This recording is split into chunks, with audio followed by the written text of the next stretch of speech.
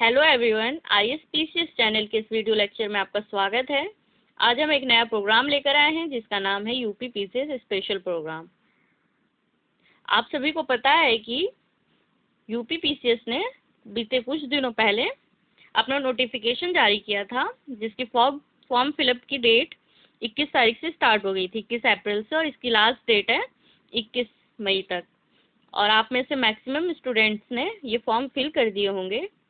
परीक्षा की इम्पोर्टेंस को देखते हुए हमने कोशिश की है कि परीक्षा के लिहाज से जितने भी इम्पोर्टेंट कंटेंट हो वो आप तक पहुंचाएं। इस सीरीज में हमारी पहली कोशिश UPPCS previous year question paper को सॉल्व करना है। इसके लिए हमने 2019 का क्वेश्चन पेपर लिया है प्रीलिम्स का, और इसके जीएस पेपर 1 को देखेंगे जिसका सेट डी हम देखेंगे। ठीक है, यह एग्ज़ाम आप सभी को पता है मैक्सिमम स्टूडेंट्स ने दिया भी होगा। इस एग्ज़ाम को 15 दिसंबर 2019 को हुआ था। तो बढ़ते हम क्वेश्चन पेपर को सॉल्व करते हैं। ठीक है, हमारा पहला क्वेश्चन है कि आईएमएफ के नवनियुक्त प्रबंधक निदेशक हैं। ये करंट अफेयर्स का क्वेश्चन पूछा गया था। क्वेश्चन ऑप्शन ए है क्रिस्टीना जॉर्जीवा, बी है क्रिस्टीन लेगार्ड, सी है रघुराम राजन, डी है सुरजीत भल्ला। इसका answer Christina Georgieva.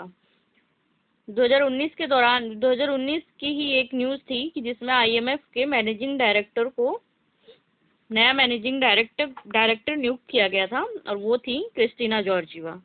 Question number 2 है, भारत सरकार द्वारा 10 अक्टूबर 2019 को प्रतिभाशाली बच्चों के कौशल समृद्धि के प्रोत्साहन हेतु प्रारंभ किया गया राष्ट्रीय कार्यक्रम है। दरअसल सरकार ने एक कार्यक्रम चलाया था जिसका मकसद था बच्चों के कौशल का विकास करना, और इस कार्यक्रम का नाम था ध्रुव कार्यक्रम। यह भी करंट अफेयर्स का क्वेश्चन था। Question number 3 match the following वाला क्वेश्चन है। इसमें आपको मतलब सही मैच करना है। तो इसमें एक तरफ है Thomas Cook, Greta Thunberg, doctor Usha Kiran और डी है कैरी लैम, और दूसरी तरफ है भारत भारतीय सम्मान के विजेता, हांगकांग के नेता, पर्यावरण कार्यकर्ता, ब्रिटिश टूर एवं ट्रैवल कंपनी। इस तरह के क्वेश्चन एलिमिनेशन मेथड से भी सॉल्व होते हैं। ग्रेटा थनबर्ग आप सभी को पता है कि ये पर्यावरण कार्यकर्ता थी, तो बी का 3 हो जाएगा। अब देखिए बी में कौन कौन से 3 दिए गए हैं, तो सी और डी में बी के अंदर 3 है, और जबकि ए और बी में नहीं है, तो ए और बी वैसे ही गलत हो जाएगा, ये एलिमिनेट हो जाएंगे। ठीक है, उसके बाद डॉक्टर उषा किरण ये भारत भारतीय सम्मान की विजेता रह चुकी हैं। ठीक है, तो इस सी का 1 हो जाएगा। अब इस हिसाब से देखिए कहाँ पे सी में 1 है, तो डी ऑप्शन में है। तो ये 2, अगर आपको 2 भी मालूम है तो 2 से हमारा ये आंसर वैसे सॉल्व हो जाता है। तो इसका आंसर डी मिल जा रहा है हमको, लेकिन फिर भी सबको देख लेते हैं। थॉमस कुक क्या है, एक ब्रिटिश टूर एवं ट्रैवल कंपनी है, तो ए का हो जाएगा आपका 4 नीचे एकदम। और जो कैरी लैम है हांगकांग के एक नेता हैं, तो इसका डी का 2 हो जाएगा। तो 4 3 1 2 ये सही इसका मैच है। क्वेश्चन नंबर 4 है, वर्ष 2019 अर्थशास्त्र का नोबेल पुरस्कार दूसरी बार किस महिला को दिया गया? इस पुरस्कार से सम्मानित होने वाली प्रथम महिला कौन थी? ये क्वेश्चन ये है कि वर्ष 2019 अर्थशास्त्र का नोबेल पुरस्कार दूसरी बार किसी महिला को दिया गया है। सेकंड टाइम था जब इकोनॉमिक्स का नोबेल प्राइज किसी महिला को दिया गया है, तो इसमें फर्स्ट पूछा गया है, तो थोड़ा घुमा के दिया गया है। तो इसका आंसर क्या होगा?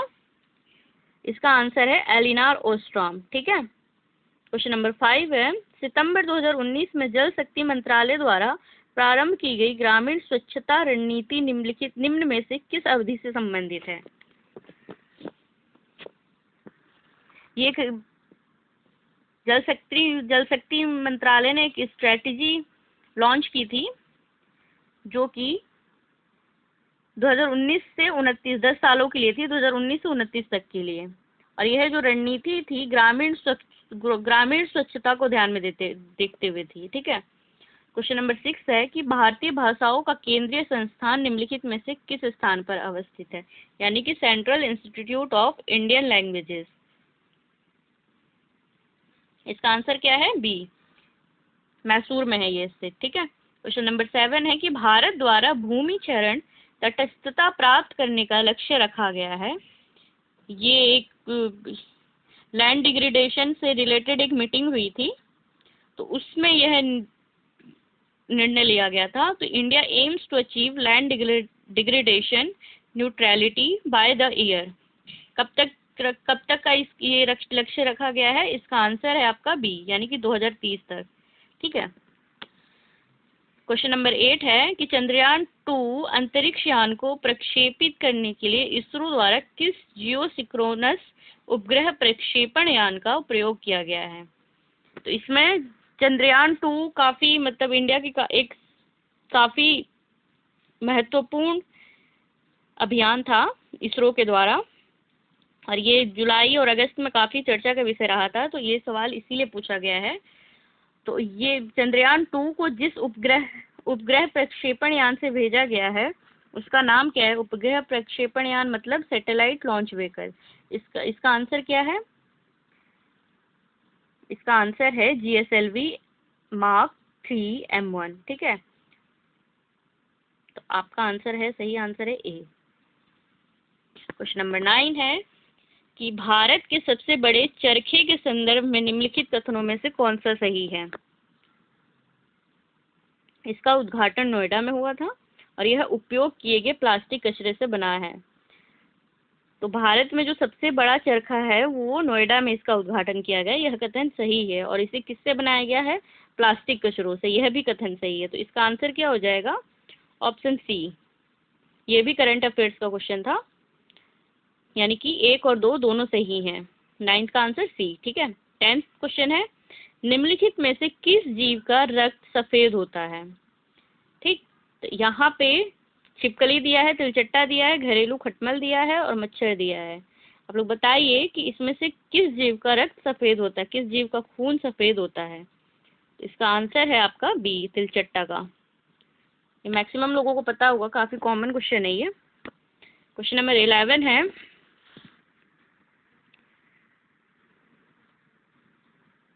कि नाइट्रोजन स्थिरीकरण जीवाणु किस पौधे की जड़ के साथ संयोजन करते हैं? जो नाइट्रोजन स्थिरीकरण जो जीवाणु होते हैं किस पौधे की जड़ के साथ संयोजन करते हैं? ठीक है। तो इसमें नाइट्रोजन फिक्सेशन को बताया गया है। तो इसका आंसर क्या होगा आपका? आंसर है दाल पल्सेस। जो दालों की जो जड़ होती हैं, दालों की जो जड़ें होती है उनके साथ संयोजन करके नाइट्रोजन स्थिरीकरण किया जाता है। जीवाणु जो होते हैं, बैक्टीरिया जो होते हैं, उनके साथ संयोजन करके नाइट्रोजन फिक्सेशन करते हैं। ठीक है। तो इसका आंसर है आपका ए। क्वेश्चन नंबर 12 है कि जब किसी साबुन के बुलबुले को आवेशित किया जाता है तो निम्नलिखित में से क्या घटित होता है? ये साइंस का क्वेश्चन पूछा गया है, जनरल साइंस का क्वेश्चन है। मैक्सिमम लोग इसको जानते भी होंगे कि जब किसी साबुन के बुलबुले को आवेशित किया जाता है, यानी कि उस पर कोई चार्ज यानी कि आवेश, तो निम्नलिखित में से कौन सी घटना घटित होती है? त्रिज्या बढ़ जाती है, त्रिज्या घट जाती है, बुलबुले का लोप हो जाता है, या उपरोक्त में से कोई नहीं? तो इसका आंसर क्या है? त्रिज्या बढ़ जाती है। ठीक है। आंसर ए, टिक लगा दिया। क्वेश्चन नंबर 13 है कि निम्नलिखित में से कौन सा सही सुमेलित नहीं है, यानी कि निम्नलिखित में से कौन सा युग्म सही नहीं है? तो पहले में दिया है कि ऑक्सीटोसिन हार्मोन है, दूसरे में है एस्पार्टेम संश्लेषित मधुरक है, और सी में दिया है नियोप्रीन एक विशिष्ट रबर है, और चौथे में दिया है रेयॉन रूपांतरित स्टार्च है। तो 13th का आंसर क्या है आपका? डी, रेयॉन रूपांतरित स्टार्च नहीं है। ठीक। और क्वेश्चन नंबर 4 है कि निम्नलिखित में से, इसमें बाकी तीनों सही हैं। ठीक है। क्वेश्चन नंबर 14, निम्नलिखित में से कौन सा पदार्थ प्रोटीन नहीं है? तो ऑप्शन है आपके, पहला है कपास, दूसरा केस एवं बाल, तीसरा है लूता रेशम, इसको स्पाइडर सिल्क कहा जाता है, और ऑप्शन डी है खूर। तो 14वीं का है, इसमें आप बताइए कौन सा प्रोटीन नहीं है? कॉमन सेंस लगा दीजिए। इसका आंसर ए होगा, कपास, यानी कि कॉटन एक प्रोटीन नहीं है। क्वेश्चन नंबर 15 है कि थर्मस फ्लास्क में लंबे समय तक तरल गर्म या ठंडा रहता है क्योंकि उष्मा की कोई हानि अथवा प्राप्ति नहीं होती है। यह इसमें से किस, मतलब यह क्या है, ये जो क्रिया है या यह जो गतिविधि है ये क्या है? इनमें से कंडक्शन का यह एग्जाम्पल है या कन्वेंशन और रेडिएशन का? यानी कि जो थर्मस फ्लास्क है मैक्सिमम लोग यूज़ करते हैं, उसमें जो पानी होता है, अगर हम गर्म पानी रखते हैं तो गर्म ही रहता है, अगर ठंडा पानी रखते हैं तो ठंडा ही रहता है। तो ये किसका एग्जाम्पल है? ठीक है, तो इसका आंसर क्या होगा? ए और बी दोनों। इसमें कंडक्शन की भी क्रिया होती है और कन्वेक्शन और रेडिएशन की भी क्रिया होती है, तो इसलिए आपका आंसर सी हो जाएगा। क्वेश्चन नंबर 16 है कि मानव शरीर में निम्नलिखित में से कौन सी ग्रंथि अंतःस्रावी एवं बाह्यस्रावी दोनों ही प्रकार की होती हैं? इसमें से कौन सी ग्रंथि है जो अंतःस्रावी भी है और बाह्यस्रावी भी है या बहिस्रावी भी है? इसका आंसर क्या होगा? अग्नाशय, यानी कि पैनक्रियाज। पैनक्रियाज ऐसी ग्रंथि है जो अंतःस्रावी भी है और बाह्यस्रावी भी है। क्वेश्चन नंबर 17 है कि निम्नलिखित में से किस पदार्थ में कैल्शियम विद्यमान है? तो इसका आंसर जिप्सम में कैल्शियम होता है, आप सभी को पता है, तो इसका आंसर यही हो जाएगा। चीनी मिट्टी, कोरंडम और जो टाक होता है, यहाँ पे टैग दिया गया है, टाक होता है मतलब एक तरह पाउडर उसको बोलते हैं, इसमें कैल्शियम नहीं होता है, जिप्सम में कैल्शियम होता है। ठीक है, क्वेश्चन नंबर 18 है कि निम्नलिखित में से कौन सा सुमेलित नहीं है? ये भी मैच द फॉलोइंग वाला है, यानी कि कौन सा युग्म सही नहीं है, कौन सा पेयर इसमें सही नहीं है। तो एक तरफ पदार्थ दिए गए हैं, इनका क्या यूज है, दूसरी तरफ ये दिया गया, आपको मैच करना है कि इन पदार्थों का सही यूज क्या है। तो पहले ऑप्शन में है कि सिल्वर ब्रोमाइड कृत्रिम प्रकाश संश्लेषण की प्रक्रिया, इसका सिल्वर ब्रोमाइड का यूज कृत्रिम प्रकाश संश्लेषण की क्रिया में किया जाता है। ऑप्शन बी है कि सिल्वर आयोडाइड कृत्रिम वर्षा में यूज होता है, और ऑप्शन सी है लिथियम बाइकार्बोनेट गठिया के उपचार में इसका यूज किया जाता है, और ऑप्शन डी है कि जो दूधिया मैग्नीशिया है इसका यूज प्रति अम्ल यानी कि एंटासिड में किया जाता है, या इसको अगर तोड़े इस शब्द को तो एंटी एसिड है ना, तो इसमें इसका यूज किया जाता है। तो इसका आंसर क्या होगा? 18th का आंसर है आपका बी, सिल्वर ब्रोमाइड का यूज कृत्रिम प्रकाश संश्लेषण में नहीं किया जाता है, यानी कि आर्टिफिशियल फोटोसिंथेसिस में सिल्वर ब्रोमाइड का यूज नहीं होता है। तो ये आपका गलत हो जाएगा, ये बाकी तीनों आपके सही हैं। ठीक है, तो मैं इसको हटा देती ताकि आपको क्लियर दिखे। क्वेश्चन नंबर 19 है कि तुलसी के पौधे का औषधीय महत्व निम्नांकित की उपस्थिति के कारण है। तुलसी का जो पौधा होता है उसका औषधीय महत्व क्यों है? निम्नलिखित में से किसकी उपस्थिति के कारण जो तुलसी का पौधा है उसका अत्यधिक औषधीय वैल्यू है। ठीक है, तो इसका पहला ऑप्शन है अकार्बनिक अम्ल, दूसरा है कार्बनिक अम्ल, तीसरा है फिनॉल एंड फ्लेवोनाइड, और डी है उपरोक्त में से कोई नहीं। तो इसका आंसर आपका है सी, तुलसी के पौधे में फिनॉल और फ्लेवोलाइड पाया जाता है, फ्लेवोनॉइड। ठीक है, इसके कारण इसका जो मेडिसिनल जो वैल्यू है वो काफ़ी ज़्यादा है। तुलसी का यूज़ काफ़ी ज़्यादा मेडिसिन वगैरह में किया जाता है, या फिर जो घरेलू उपचार होते हैं उसमें भी किया जाता है। क्वेश्चन नंबर 20 है इकोसिस्टम के संबंध में निम्नलिखित में से क्या सत्य है? तो यहाँ पे लगभग आपकी डेफिनेशन पूछिए कि इकोसिस्टम क्या है, और इसके बारे में आपको एनसीईआरटी में काफ़ी अच्छे से मिल जाएगा, ये काफ़ी इजी डेफिनेशन मिल जाएगी। क्वेश्चन नंबर 20 का आंसर क्या हो जाएगा आपका? सी। हालांकि चारों ऑप्शन एक बार देख लेते हैं कि प्राथमिक उपभोक्ता उत्पादक पर न्यूनतम रूप से आश्रित हैं। बी है प्राथमिक उपभोक्ता उत्पादकों से संख्या में अधिक होते हैं। सी है कि उत्पादक प्राथमिक उपभोक्ता से अधिक हैं। उत्पादक यानी कि producer are more than primary consumers, इसका आंसर सी है। और डी यहाँ पे दिया गया, डी भी गलत है। ठीक है, क्वेश्चन नंबर 21 है कि सुपोषण के संबंध में निम्नलिखित कथनों में से कौन सा सही है। सुपोषण यानी कि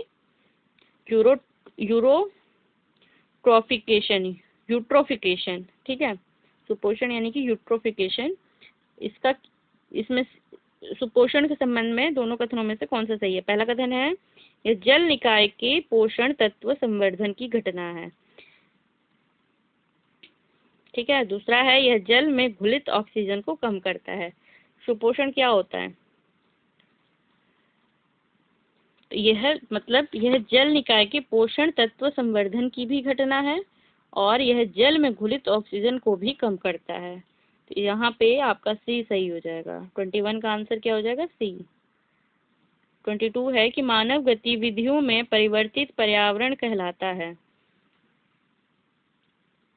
जो the environment modified by human activities is called, तो क्या कहते हैं, एंथ्रोपोजेनिक पर्यावरण। ठीक है, मानव विज्ञान एंथ्रोपोलॉजी होता है ना, तो उसी से यह वर्ड जनरेट हुआ है, एंथ्रोपोजेनिक एनवायरमेंट। ठीक है, क्वेश्चन नंबर 23 है कि निम्नलिखित में से कौन सा सत्य नहीं है।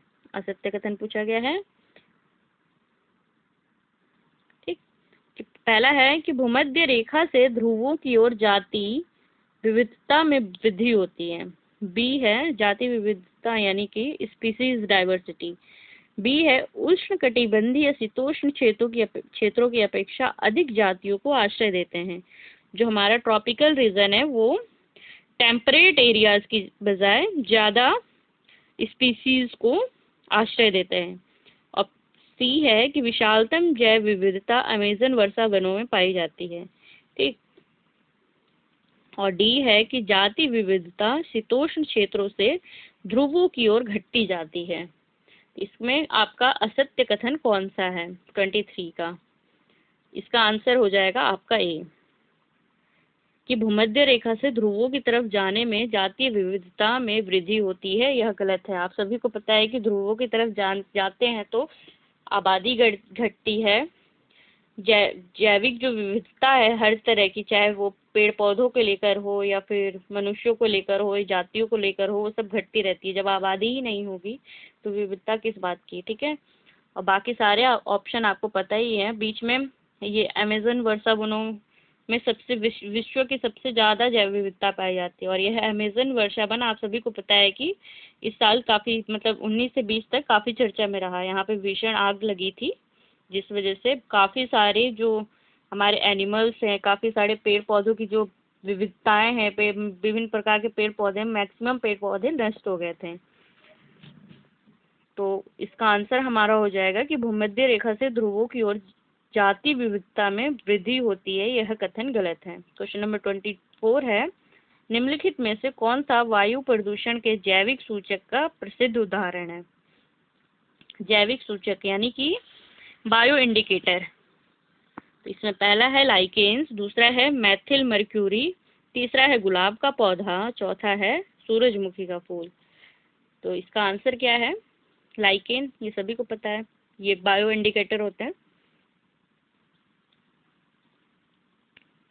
क्वेश्चन नंबर 25 है कि निम्नलिखित में से कौन सा सही सुमेलित नहीं है। तो इसमें ये बताना है कि आपको कौन सा पेयर सही नहीं है। तो पहला है इसमें अलवणीकरण यानी कि सैलिनेशन, और इसका है समुद्री जल। ठीक, और बी है प्रतिलोम परासरण, रिवर्स ऑस्मोसिस, और इसका जो पेयर है पेयजल है। तीसरा है विकृतीकरण, और इसका पेयर है प्रोटीन, और चौथा है पाश्चुरीकरण, पाश्चुराइजेशन, इसका है चाय। इसमें से कौन सा गलत है आप लोग बताइए। आप सभी को पता है पाश्चुरीकरण चाय के थ्रू, चाय जो है पाश्चुराइजेशन के प्रक्रिया से अंतर्गत नहीं आता है। तो इसका आंसर डी हो जाएगा। आज हमने 2019 का जो पीटी का एग्ज़ाम था यूपी पीसीएस का, उसके स्टार्टिंग के 25 क्वेश्चंस को कवर किया है। ये डी सेट डी था। नेक्स्ट वीडियो में हम 25 से 50 तक के क्वेश्चन को लेंगे, तो आप लोग उस वीडियो को भी ज़रूर देखिएगा। तो आज के सेशन में बस इतना ही। मिलेंगे फिर नेक्स्ट अगले क्वेश्चंस के साथ। तब तक बने रहिएगा आप हमारे चैनल के साथ। अगर आपने चैनल को सब्सक्राइब नहीं किया है तो तब तक कर लीजिए, बेल आइकन को प्रेस कर दीजिए ताकि हमारे अपकमिंग वीडियोस आप तक स्वतः पहुंचते रहें। आज के लिए नमस्कार।